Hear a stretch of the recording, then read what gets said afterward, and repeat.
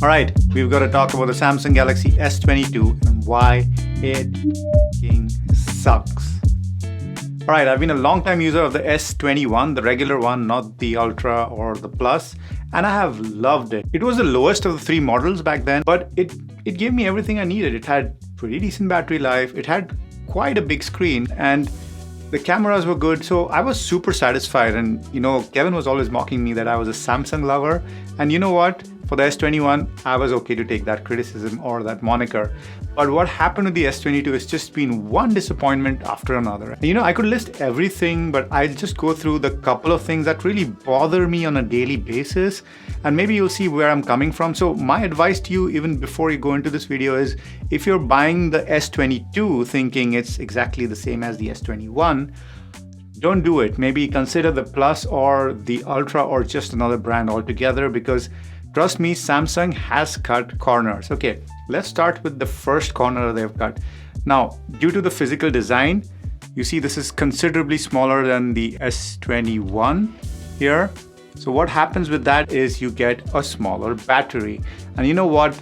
Whenever companies do this, they always say, we've optimized things in, such magical ways that you'll get the same or even better battery life. And with Samsung, they may have said that, but that's even their own website. I mean, you can literally see that the video and the audio time has gone down from the S21. The internet time has gone up, whatever that means. What are you going to do on the internet that doesn't involve video and audio? Are you going to just read blogs? Who does that? Who reads? Who's got time for text? Anyway, the point here is that this is a step down for the S22 compared to the S21. What else has gone down? Now, the cameras are always the big thing, right? We have nightography now. We don't do photography at night anymore. Now, the main camera on the S22 is good. It's better than the S21, but the 3x zoom is absolute shit. Okay, it's not terrible. The S21 does a better job at 3x. The S21 used an f2.0 sensor and the S22 uses an aperture of 2.4. What does this mean? The S22 actually captures in less light on a 3x setting. And I was actually sitting and shooting ducks swimming on a pond for some reason, and I was a bit shocked as to how bad the S22 camera did at 3x, and I did some more research on this, and this was the reason. So the sensor actually lets in less light. Very disappointing. I mean, you would expect the camera to do well on all counts, right? Not the case with the S22. The other annoying issue is the audio video lag on the S22, and this is not just limited to the S22 but also happens on the S22 Ultra, and I'm guessing on the S22 Plus.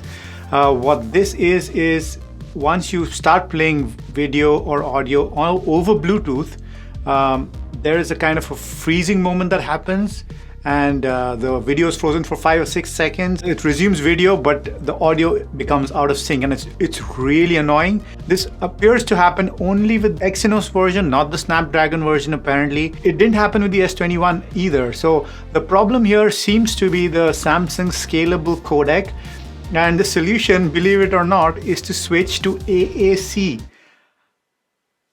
I mean, we're an audio channel, a wireless audio channel, and we ain't switching to AAC. Another suggested solution was to factory reset everything.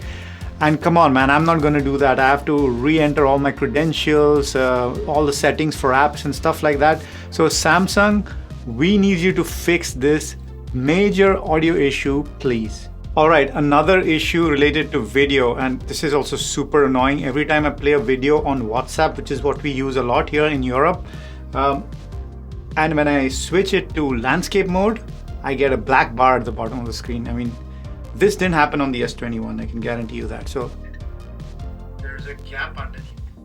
So annoying. So annoying. Why, Samsung? Why is there a gap? Another video issue. Compared to the S22, the S21 seemed like a much more polished product.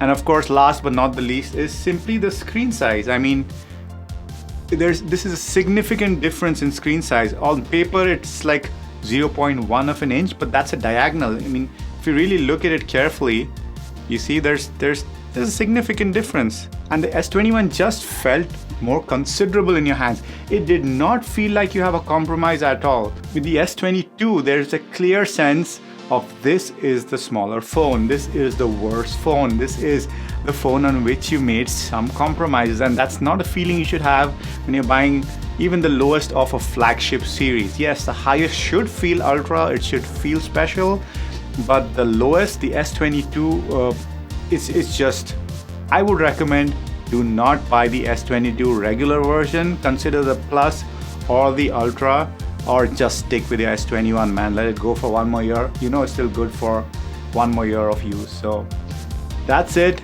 This has been a rant from me. You've been listening to my rant, and we've been DHRME. Namaste.